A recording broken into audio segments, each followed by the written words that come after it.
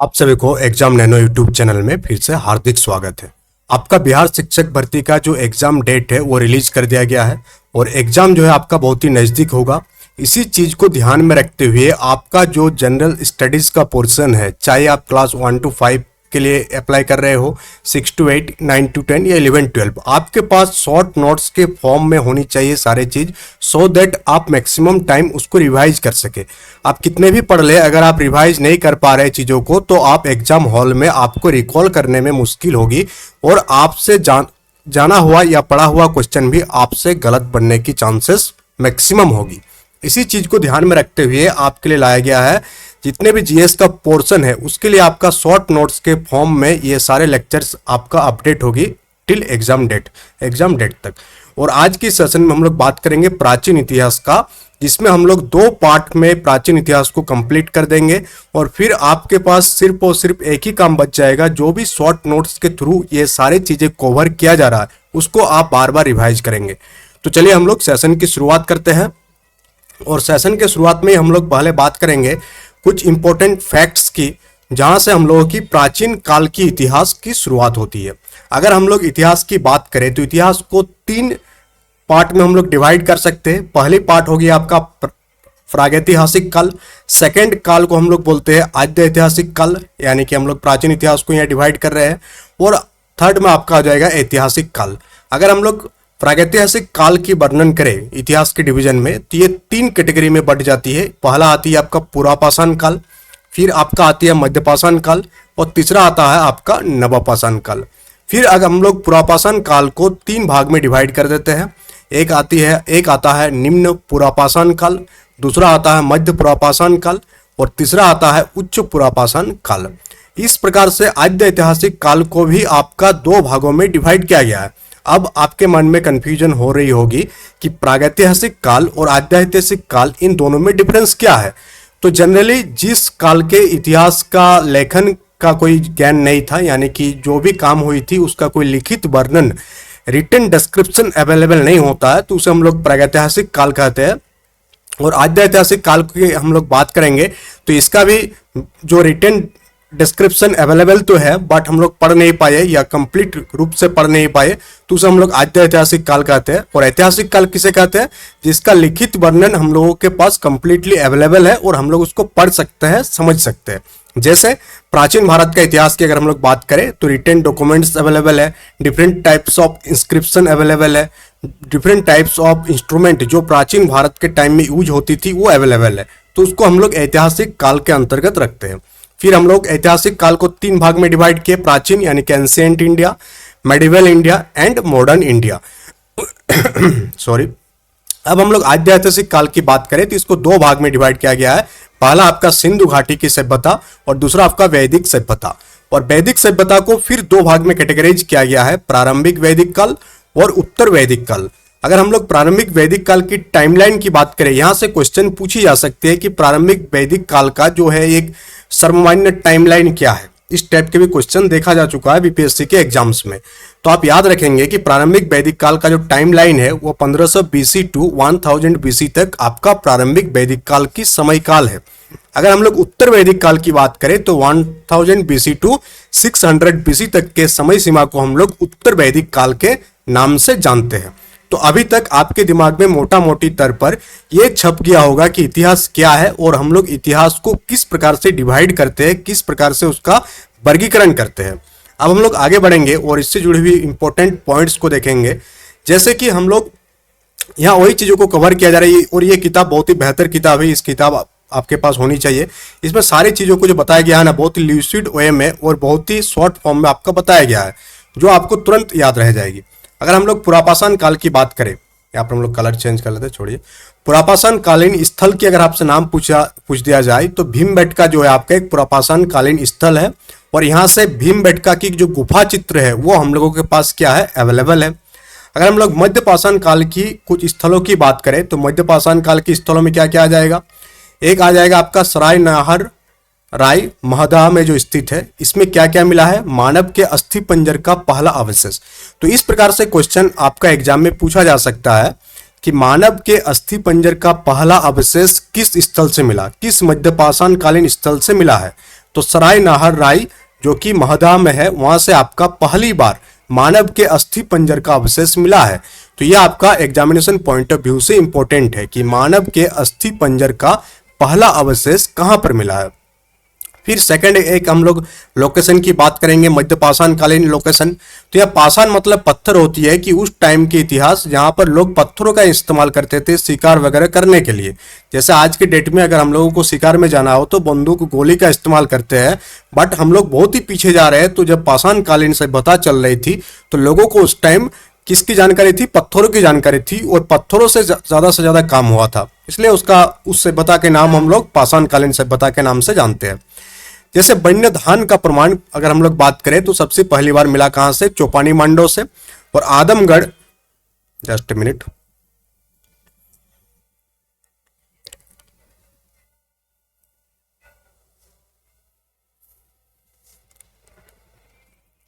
ये 16 हो गया, 1 मिनट से, जस्ट मिनट, ठीक है। अब हम लोग आदमगढ़ की बात करें जो कि बागौर में है, यहां से पशुपालन के प्राचीनतम साक्ष्य मिला है।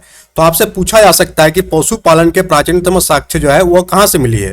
तो पशुपालन के प्राचीनतम साक्ष्य जो है आपका आदमगढ़ बागौर से मिली है। अब हम लोग आगे बढ़ेंगे और आगे हम लोग जो इंपॉर्टेंट कॉन्सेप्ट है उसको यहां पर देखेंगे। एक ये जो आपका स्लाइड है इसको आप स्क्रीनशॉट रख सकते हैं, यहां से मैक्सिमम टाइम्स यहां से क्वेश्चन देखने को मिली है। जैसे कि आपसे पूछ दिया जाएगा कि सर्वप्रथम चावल का साक्ष्य किस जगह से मिला? तो चावल का साक्ष्य आपका नवपाषाण कालीन एक स्थल है जिसका नाम क्या है? कोल्डी हवा। ये बहुत सारे एग्जाम में पूछा जा चुका है कि सर्वप्रथम चावल का साक्ष्य किस जगह से मिला? तो कोल्डी हवा से सर्वप्रथम चावल की साक्ष्य मिला। अगर हम लोग नवपाषाण काल के बारे में कुछ इंपॉर्टेंट पॉइंट की बात करें तो इस काल की प्रमुख देन क्या है? तो कृषि का विकास नवपाषाण काल में हो चुका था। आग का सर्वप्रथम प्रयोग किस काल में हुआ था? तो नवपाषाण काल में आग का सर्वप्रथम प्रयोग हुआ था। फिर अगर आपसे पूछ दिया जाए कि पहिए का आविष्कार सर्वप्रथम किस काल में हुआ था? तो पहिए का आविष्कार भी नवपाषाण काल का ही टाइमलाइन है। और यहाँ दिख रहा है आपको, यहाँ पर सर्वप्रथम चावल का साक्ष्य कहां से मिला? कोल्डी हवा से मिला।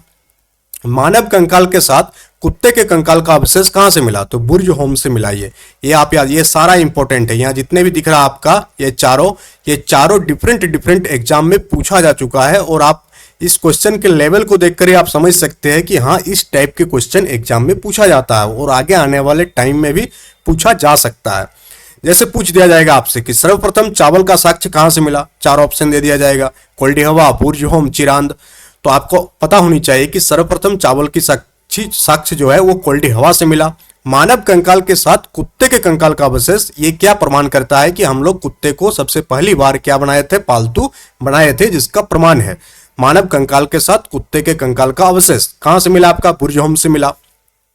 फिर यहाँ पर पशु का हड्डी और हिरण के सिंग का उपकरण, यानी पशु के हड्डी से भी हम लोग क्या बनाना सीख गए थे? इंस्ट्रूमेंट, उपकरण बनाने सीख गए थे, टूल्स बनाना सीख गए थे। हिरण का सिंग का भी हम लोग यूज किए क्या करने के लिए? उपकरण बनाने के लिए, टूल्स बनाने के लिए। तो इसका जो साक्ष्य मिला कहां से मिला? आपका चिरांद से मिला। उसी प्रकार से राख के टीले, जो कि आग के प्रमाण को प्रूव करता है कि राख के टीले का साक्ष्य जो कहां से मिला है? संगनकल्लू, पिकलीहल और उतनर से मिला। तो ये आपका कुछ 3 टाइम लाइन के हम लोग बात किए। कौन कौन सा? पुरापाषाण काल का, निम्न पुरापाषाण काल, मध्य पुरापाषाण काल, उच्च पुरापाषाण काल।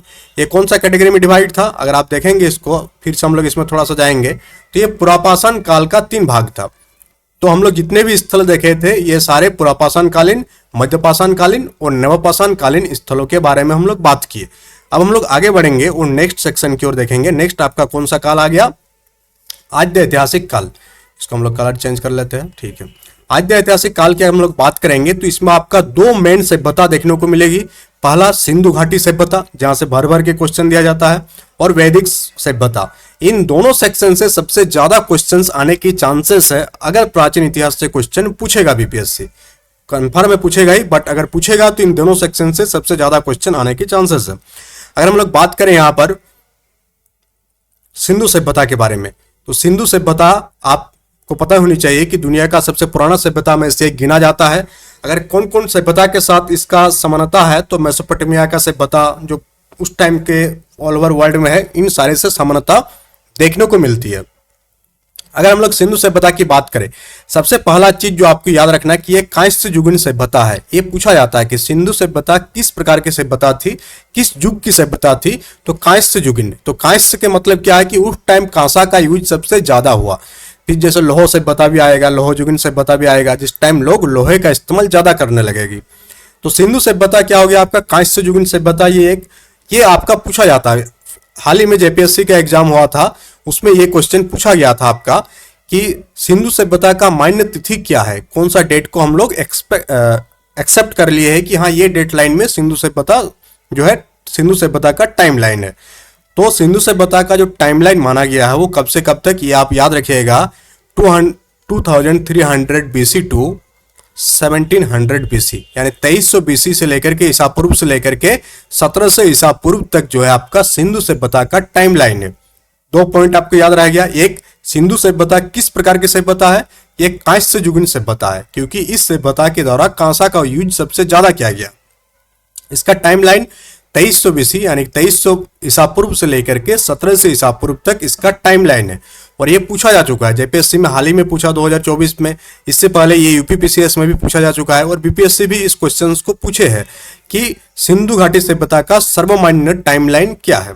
और ये जो टाइमलाइन दिया गया है इसको किस चीज से हम लोग पता किया है, तो कार्बन 14 डेटिंग से हम लोग पता करते हैं कि कोई भी सभ्यता कितनी पुरानी है, कोई भी चीज कितनी पुरानी है, तो कार्बन डेटिंग प्रणाली से इस चीज को हम लोग पता लगाती है। यह भी पूछा है बीपीएससी से कि किस पद्धति से हम लोग किसी चीज का टाइमलाइन यानी कि पहले कितने समय से ये है ये पता चलती है हम लोगों को, तो कार्बन डेटिंग पद्धति से ये हम लोग पता करते हैं। अगर हम लोग सिंधु घाटी सभ्यता की विस्तार की बात करें तो पूर्व में ये आलमगढ़ के हिंडन नदी तट तक विस्तारित था, पश्चिम में ये सुद कांगडर दास्क तट तक विस्तारित था, उत्तर में यह मांडा यानी कि चिनाब तट तक विस्तारित था, और दक्षिण में यह देमाबाद यानी कि गोदावरी तट तक विस्तृत था। तो ये एक बहुत ही बड़ा और विस्तृत सभ्यता थी जो कि भारतवर्ष के सबसे प्राचीन सभ्यता और दुनिया के भी प्राचीन सभ्यता के तर्ज पर इसका गिनती आता है। अब हम लोग नेक्स्ट सेक्शन की ओर बढ़ेंगे। अब यहाँ से क्वेश्चन आपको बहुत ही ज्यादा देखने को मिलती है कि सिंधु घाटी सभ्यता से संबंधित कुछ महत्वपूर्ण स्थल और वहां से हम लोगों को क्या क्या प्राप्त हुआ था। तो सबसे पहला स्थल जिसके बारे में हम लोग बात करें, सिंधु घाटी सभ्यता को हम लोग हड़प्पा सभ्यता के भी नाम से जानते हैं। तो अगर आपसे पूछ दिया जाए कभी कि सिंधु घाटी सभ्यता को हम लोग हड़प्पा सभ्यता के नाम से क्यों जानते हैं, क्योंकि सबसे पहली बार जब सिंधु घाटी सभ्यता की खोज हुई थी तो हड़प्पा स्थल से ही इसका खोज की शुरुआत हुई थी।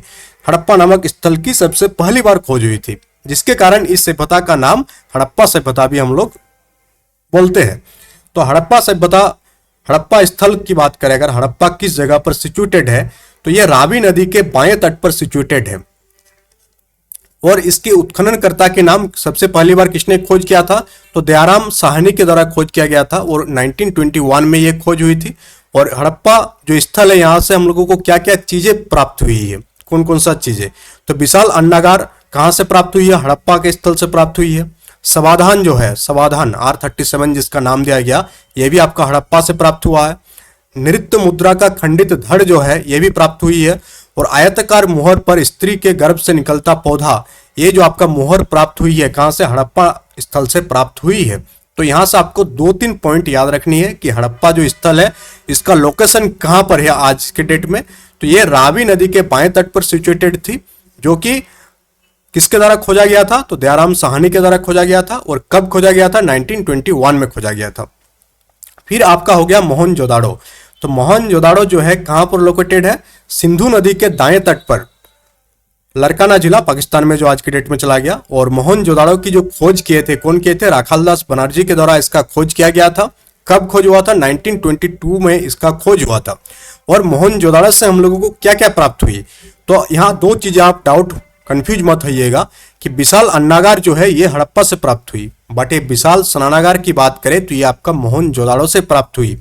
तो बहुत सारे ऐसे चीजें होगी जो 1 से 2 जगह पर प्राप्त होगी। ये कंप्लीट समझने वाली बात है कि ऐसा नहीं कि तालाब खाली आपका पटना में ही होगा, तालाब आपका रांची में भी हो सकती है, तो दोनों जगह ही अवेलेबल हो सकती है। तो कुछ इंपॉर्टेंट जो है, जैसे विशाल अन्नागार हड़प्पा से हड़प्पा का अगर नाम है तो हड़प्पा लिखिएगा, अगर वहाँ मोहनजोदड़ो रहेगा तो दोनों जगह हो जाएगा। फिर ये इंपॉर्टेंट क्या क्या है, इंपॉर्टेंट यहाँ पर ये आपका एक हो गया, बृहद स्नानागार कहाँ पर प्राप्त हुई थी, तो मोहनजोदड़ो से प्राप्त हुई थी। फिर नर्तकी की कांस्य मूर्ति, ये आपका डिफरेंट डिफरेंट पीएससी के एग्जाम में और वनडे एग्जाम में पूछा जा चुका है अभी तक कि नर्तकी की कांस्य मूर्ति जो है कौन सा स्थल से प्राप्त हुआ था, तो मोहनजोदड़ो से प्राप्त हुआ था। फिर आपका एक मुद्रा पर पद्मासन की मुद्रा में विराजमान एक जोगी का चित्र जिसका 3 मुख है, यह भी प्राप्ति हम लोगों का मोहनजोदड़ो से हुई। फिर आपका लोथल, लोथल इंपॉर्टेंट हो जाती है क्योंकि यहां से पहली बार हम लोगों को कि पता चला कि हड़प्पा सभ्यता में डार्क यार्ड था जहां से क्या होता था, व्यापार होता था। और साथ ही साथ 3 जुगल समाधि प्राप्त हुई थी और मनके बनाने के कारखाने भी कहां से प्राप्त हुई थी, लोथल से। और हाथी दांत का पैमाना, ये भी आपका लोथल से। लोथल का खोज कौन किया था, एसआर राव के द्वारा लोथल की खोज किया गया। खोज कब हुआ, 1955 में हुआ था।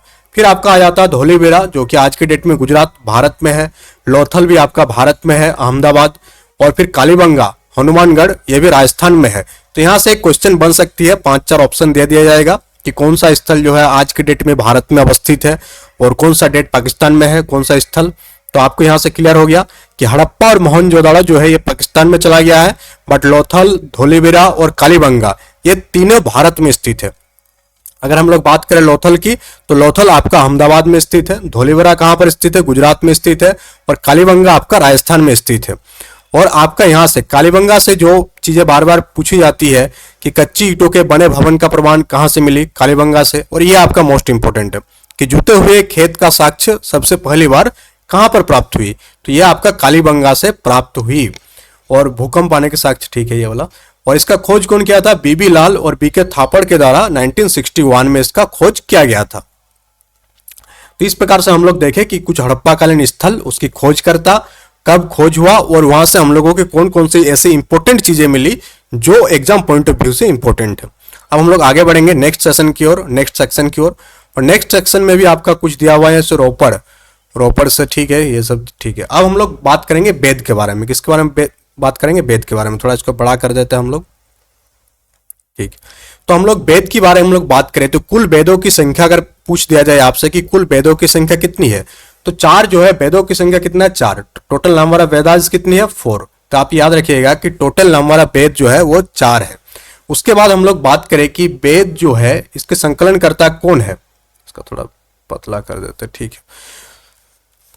तो वैदिक आर्यों की भाषा क्या थी, संस्कृत। सबसे पहली बार आपको याद रखना कि 4 वेदों की संख्या। संकलनकर्ता कौन है, महर्षि कृष्ण देवपायन वेदव्यास के द्वारा वेदों की संकलन किया गया। वैदिक आर्यों की भाषा क्या थी, संस्कृत भाषा थी। और आपका जो बोगजकोई अभिलेख में उल्लेखित वैदिक देवता कौन कौन थे, इंद्र के उल्लेख मिलता है, वरुण का उल्लेख मिलता है और मित्र नासत्य का उल्लेख मिलता है। तो ये सारे जो चीजें का उल्लेख मिलती है, कहां से मिलती है हम लोगों का, बोगजोकई अभिलेख से। कहां से, बोगजोकई अभिलेख। अब हम लोग यहां पर देखेंगे कुछ इंपॉर्टेंट पॉइंट इसका कि ऋग्वैदिक कालीन सबसे महत्वपूर्ण देवता कौन थे। तो ऋग्वैदिक कालीन सबसे महत्वपूर्ण भगवान जो थे कौन थे, इंद्र। और इंद्र के बारे में यहाँ 250 सूक्त का वर्णन है, अग्नि के बारे में 200 सूक्त का वर्णन है। और सबसे प्राचीन वेद अगर आपसे पूछ दिया जाए तो ऋग्वेद सबसे प्राचीन वेद माना जाता है। ऋग्वेद में मंडलों की संख्या कितना है, 10। उनमें से जो प्राचीनतम मंडल है 2 से 7 है, बाकी के मंडल जो है नया जोड़ा गया है। अब हम लोग जो 10 मंडल है उसके बारे में हम लोग थोड़ा बात करेंगे कि ऋग्वेद में टोटल कितने मंडल है, 10। प्रथम मंडल, द्वितीय, तृतीय में हम लोग का विश्वामित्र। तृतीय मंडल के रचयिता कौन है, विश्वामित्र।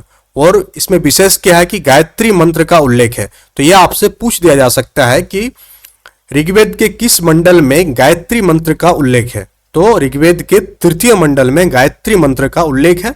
और गायत्री मंत्र के रचयिता के नाम कौन है, तो गायत्री मंत्र का जो रचयिता है कौन है, विश्वामित्र है। फिर आपका कृषि से संबंधित जो मंत्र देखने को मिलता है वो कौन सा मंडल में, चतुर्थ मंडल में देखने को मिलता है। और इसके जो रचयिता है कौन है, वामदेव इसके रचयिता है। ये आपका इंपोर्टेंट हो जाएगा यहाँ पर कि दासराग युद्ध का वर्णन कौन सा मंडल में देखने को मिलती है। तो सप्तम मंडल में दासराग युद्ध का वर्णन देखने को मिलती है। और जिसकी रचयिता कौन है, वशिष्ठ जो है आपका रचयिता है। अब हम लोग आगे देखेंगे और आगे यहाँ सोममंडल, ऋषिगण, विमुख, ठीक है। अब वैदिक साहित्य का विकास की अगर हम लोग बात करें तो वैदिक में 4 प्रकार से साहित्य को हम लोग डिवाइड करते हैं। सबसे पहला आता है संहिता, दूसरा आता है आपका ब्राह्मण, तीसरा आता है आपका आरण्यक और चौथा आपका आता है उपनिषद। अगर हम लोग संहिता की बात करें तो टोटल संहिता की संख्या कितनी है, 5 है। ऋग्वेद यजुर्वेद, सामवेद और अथर्ववेद, सॉरी 4 है। तो ऋग्वेद, यजुर्वेद, सामवेद और अथर्ववेद। ब्राह्मण की बात करेंगे तो संहिता के भाष्य के रूप में लिखे गए ग्रंथ है ये, संहिता के भाष्य के रूप में लिखे गए ग्रंथ, यानी ये जो संहिता है चारों, ऋग्वेद, यजुर्वेद, सामवेद और अथर्ववेद, इसको हम लोग जब भाषा के रूप में लिखेंगे तो उसे हम लोग क्या नाम दिए, ब्राह्मण नाम दिए। आरण्यक क्या है, तो ब्राह्मण ग्रंथों के परिशिष्ट है, इनकी रचना वनों में हुई, इसलिए इसका नाम पड़ा आरण्यक। तो जो भी ब्राह्मण ग्रंथ है उसका जो परिशिष्ट है उसे हम लोग आरण्यक के नाम से जानते हैं। उपनिषद क्या है, तो आरण्यक का जो विशिष्ट भाग है इसे हम लोग उपनिषद के नाम से जानते हैं। और भारतीय दर्शन के स्रोत भी किसे माना जाता है, उपनिषद। जो इंडियन फिलोसॉफी है इसका जो मेन सोर्स है किसे माना जाता है, उपनिषद को माना जाता है। तो इस टाइप के क्वेश्चन देखने को मिलता है कि भारतीय दर्शन के स्रोत किसे माना जाता है, 4 ऑप्शन दे दिया जाएगा आपका। तो उपनिषद को जो है भारतीय दर्शन का स्रोत माना जाता है। अगर हम लोग बात करें वेद और उसका उपवेद के बारे में, तो वेद जैसे ऋग्वेद हुआ तो ऋग्वेद का उपवेद को हम लोग आयुर्वेद के नाम से जानते हैं। उसका जो ऋत्विक है उसे हम लोग होता के नाम से जानते हैं। और इसका संकलन क्या है, इसमें ऋचाव का संकलन है आपका ऋग्वेद में।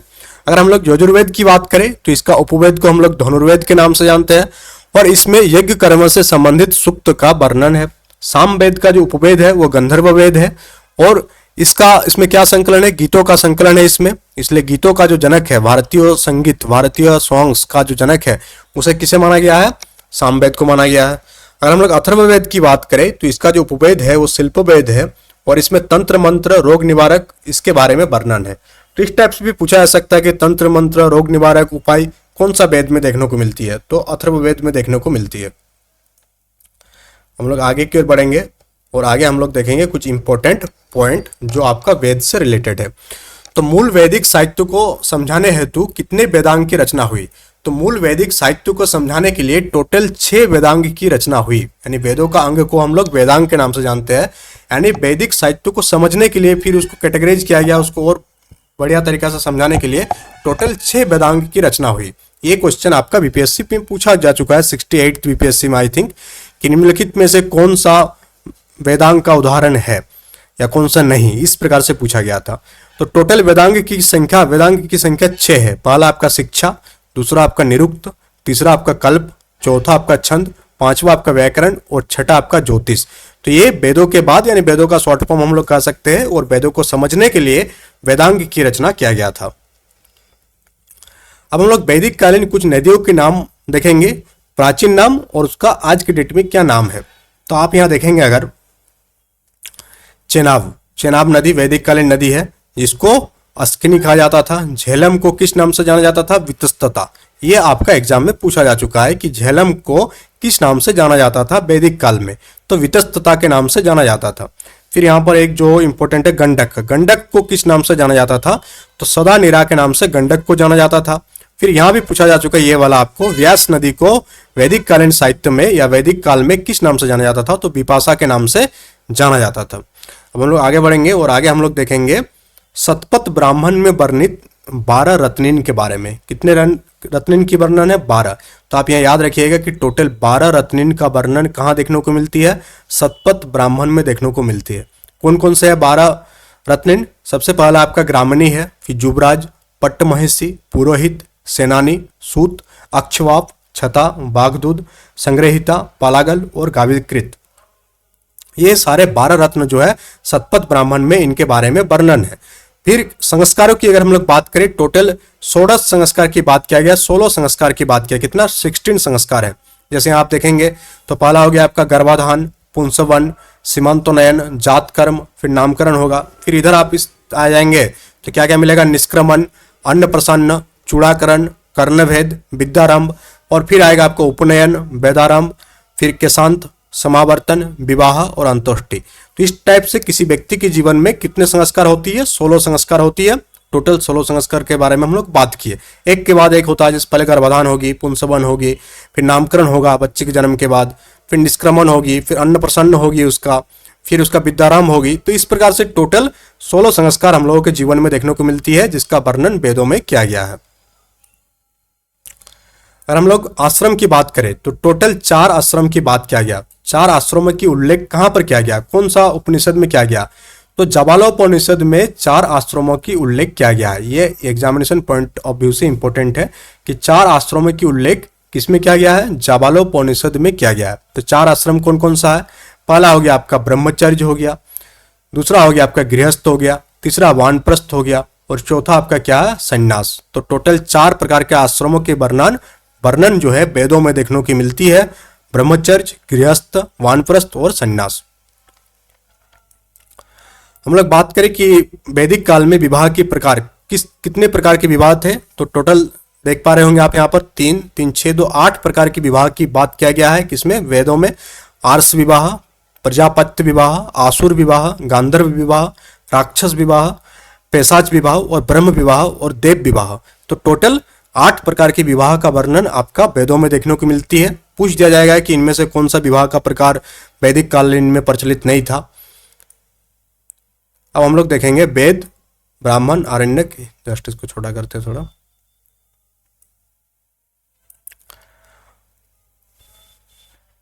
चलिए हम लोग इंपॉर्टेंट देखेंगे, जो इंपॉर्टेंट है सबसे ज्यादा। अब हम लोग जैन धर्म के बारे में बात करेंगे। तो जैन धर्म में जैन तीर्थंकर, सबसे पहला तीर्थंकर का नाम क्या है, ऋषभ देव। क्या नाम है, ऋषभ देव। और ऋषभ देव का जो प्रतीक चिन्ह है क्या, वृषभ जो है उनका प्रतीक चिन्ह है। सेकंड जैन तीर्थंकर के नाम क्या है, अजित नाथ है और उनका जो प्रतीक चिन्ह है क्या है, हाथी। संभवनाथ तृतीय जैन तीर्थंकर है और उनका जो प्रतीक चिन्ह है वो अश्व है। तो पहला आप याद रखिएगा, पहला क्या है, ऋषभ देव, जिनका प्रतीक चिन्ह क्या है, वृषभ है। अगर हम लोग लास्ट की बात करें अंतिम महावीर का, तो महावीर जो जैन तीर्थंकर थे, 24वें तीर्थंकर, कितने नंबर के, 24वें तीर्थंकर, उनका जो प्रतीक चिन्ह था सिंह था। उसके पहले आप याद रखिएगा कि 23वें तीर्थंकर के नाम क्या है, पार्श्वनाथ, जिनका चिन्ह क्या था, सर्प था। अब हम लोग बात करेंगे कुछ महावीर स्वामी के बारे में, जो 24वें तीर्थंकर है जैन धर्म में। तो चलिए हम लोग महावीर स्वामी के बारे में हम लोग बात करते हैं और यहाँ सभी क्वेश्चन देखने को मिलते हैं। और हम लोग इससे पहले हम लोग बात कर लेते हैं जैनिक धर्म के 3 रत्न के बारे में। तो जैन धर्म में कितने रत्नों की बात किया गया, 3 रत्नों की बात किया गया, जिसे हम लोग त्रिरत्न के नाम से जानते हैं। क्या क्या है, सम्यक दर्शन, दूसरा आपका सम्यक आचरण और तीसरा आपका सम्यक ज्ञान। ये आपका बहुत सारे एग्जाम में पूछा जा चुका है जैन धर्म के त्रिरत्न के बारे में। अगर हम लोग जैन धर्म के 5 महाव्रत, तो जैन धर्म में टोटल महाव्रतों की संख्या कितनी है, 5 है। क्या क्या है आपका, तो पहला आपका हो गया सत्य, कौन सा, सत्य, अहिंसा, अस्तेय, अपरिग्रह और ब्रह्मचर्य। तो ये 4 महाभारत की वर्णन हम लोगों का कहाँ मिलती है, जैन धर्म में देखने को मिलती है। फिर अगर हम लोग बात करें कि जैन धर्म को टोटल 2 भाग में बांटा गया, कितना भाग में, 2 भाग में बांटा गया। इसको थोड़ा सा बड़ा कर देते हैं। तो जैन संप्रदाय को हम लोग 2 भाग में बांटते हैं। क्या क्या हो जाएगा, एक आ जाएगा आपका श्वेतांबर और दूसरा आपका हो जाएगा दिगंबर। श्वेतांबर कौन है, जो स्थूलभद्र के जो शिष्य थे उनको हम लोग श्वेतांबर के नाम से जानते हैं। जैन संप्रदाय बाद में डिवाइड हो गया था। तो जैन संप्रदाय में वैसे व्यक्ति जो स्थूलभद्र के शिष्य हुए उनको हम लोग श्वेतांबर के नाम से जानते हैं, और वैसा शिष्य जो भद्रबाहु के शिष्य हुए उनको हम लोग दिगंबर के नाम से जानते हैं। फिर हम लोग श्वेतांबर को 2 भाग में डिवाइड करते हैं, पूजेरा और डुडिया। इस सारा उतना इंपॉर्टेंट नहीं है, आप दोनों याद रखिएगा, श्वेतांबर और दिगंबर। श्वेतांबर किनके फॉलोअर, स्थूलभद्र के, और दिगंबर किनका, भद्रबाहु के फॉलोअर है। अगर हम लोग जैन धर्म के विश्वास की बात करें तो टोटल 4 प्रकार के विश्वास देखने को मिलता है कि इसमें ईश्वर की मान्यता नहीं है। दूसरा, इसमें आत्मा का विश्वास किया जाता है जैन धर्म में। तीसरा, पुनर्जन्म और कर्म में विश्वास किया जाता है। और फिर आपका वेदों की औपनिषदता स्वीकार नहीं, यानी वेदों को अल्टीमेट वेद ग्रंथ नहीं माना है कौन, जैन धर्म में। अब हम लोग बात करेंगे थोड़ा महावीर स्वामी के बारे में, जहां से क्वेश्चन देखने को मिलती है एग्जाम में। तो जस्ट मिनट, हेलो,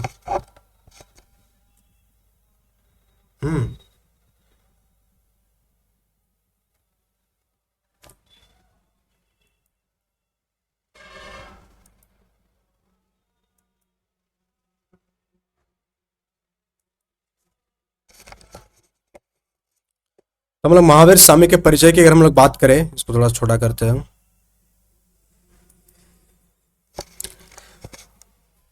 चलिए, महावीर स्वामी के परिचय, यहां से क्वेश्चन जो है आपका देखने को मिलती है कि ज्ञान की प्राप्ति कहां पर हुई थी, तो जृंभिक ग्राम के समीप ऋजुपालिका नदी तट पर साल वृक्ष के नीचे। तो भगवान बुद्ध और भगवान महावीर स्वामी दोनों अलग अलग व्यक्ति है। भगवान बुद्ध जो है बौद्ध धर्म के बौद्ध धर्म के संस्थापक थे। और हम लोग महावीर स्वामी की बात करें तो ये जैन धर्म से कनेक्टेड थे। भगवान बुद्ध कौन सा धर्म से? बौद्ध धर्म से कनेक्टेड थे, और महावीर स्वामी आपका जैन धर्म से कनेक्टेड थे। तो यहाँ पूछा जा सकता है आपकी कि महावीर स्वामी का ज्ञान की प्राप्ति कहाँ पर हुई थी, और नीचे यहाँ ऑप्शन दे दिया जाएगा कि अशोक वृक्ष के नीचे, साल वृक्ष के नीचे, कौन सा वृक्ष के नीचे प्राप्त हुई थी। तो महावीर स्वामी को जो ज्ञान की प्राप्ति हुई थी वो साल वृक्ष के नीचे प्राप्त हुई थी। कौन से नदी के तट पर? ऋजुपालिका नदी के तट पर हुई थी। और कौन सा ग्राम के समीप हुई थी? तो जिरम्बिक ग्राम के समीप उनको ज्ञान की प्राप्ति हुई थी। प्रथम उपदेश कहाँ पर दिए थे? तो राजगृह में ब्राकर नदी तट पर जो है प्रथम उपदेश दिए थे। तो आप याद रखिएगा कि कहाँ पर? राजगृह में। कौन सा नदी तट पर? ब्राकर नदी तट पर प्रथम उपदेश दिए थे। और किस भाषा में उपदेश दिए थे? तो प्राकृति, जिसे हम लोग अर्धमागधी के नाम से जानते हैं, इस भाषा में पहली बार उपदेश दिए थे। अगर हम लोग बात करें कि महावीर स्वामी का जन्म कब हुआ था, तो 599 बीसी में हुआ था। कब हुआ था? 599 बीसी में आपका महावीर स्वामी का जन्म हुआ था। इनका डेथ कब हुआ था? 527 ईसा पूर्व में पावा में मल्लगन राज्य के षष्ठी पल के राजप्रसाद में इनका डेथ हुआ था। जन्म कहाँ पर हुआ था? वैशाली कुंडग्राम में जन्म हुआ था इनका। पिता का नाम सिद्धार्थ, जो कि कौन सा कुल के प्रधान थे? गात्रिक कुल के प्रधान थे। माता का नाम त्रिशला, और बचपन का नाम इनका वर्धमान है। पत्नी का नाम यशोदा, जो कुंडी गोत्र की कन्या है। पुत्री के नाम अनुज्जा अथवा प्रियदर्शना। दामाद एवं प्रथम शिष्य इसका जामाली। अगर हम लोग जैन संगतिया की बात करें कि 2 जैन संगतियां देखने को मिलती है हम लोगों को। प्रथम आपका जिसका टाइमलाइन है 300 बीसी, और कहां पर हुई थी? पाटलिपुत्र में हुआ था। इसका अध्यक्ष कौन थे? स्थूलभद्र। और द्वितीय देखने को मिलती है आपका 512 एडी में बल्लवी में हुआ था, और इसका अध्यक्ष था देवर्धिगण क्षमाश्रवण। तो इस प्रकार से आज हम लोग जैन धर्म तक देखे। कल हम लोग बौद्ध धर्म से इसका स्टार्ट करेंगे, और आपका जो ये कंप्लीट सेशन हो जाएगा, खत्म हो जाएगा, क्योंकि लगभग हम लोग को लगता है कि इसमें 13 से 15 पेज है, और 6 पेज तक हम लोग पहुंच चुके हैं। तो 13 पेज तक आते आते कल का सेशन में आपका ये सेशन कंप्लीट हो जाएगा। तो चलिए, तब तक के लिए थैंक यू सेशन को अटेंड करने के लिए। चैनल में अगर नए हैं तो चैनल को सब्सक्राइब कर लीजिएगा, सो दैट सारी इन्फॉर्मेशन आपको एक जगह मिलते रहे। और एग्जामिनेशन आपका बहुत ही नज़दीक है, तो रिवीजन पर ज़्यादा फोकस दीजिए। चलिए, कल मिलते हैं।